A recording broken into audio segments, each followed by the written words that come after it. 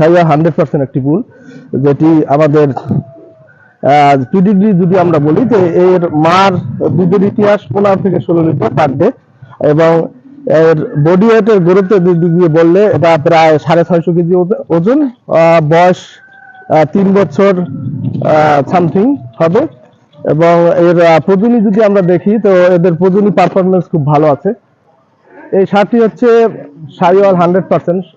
এর যদি পিডিগ্রির কথা বলি, এর মায়ের দুধের উৎপাদন হচ্ছে 4856 লিটার পার ল্যাকটেশন, এবং এটি আমাদের বয়স 4 বছর সামথিং।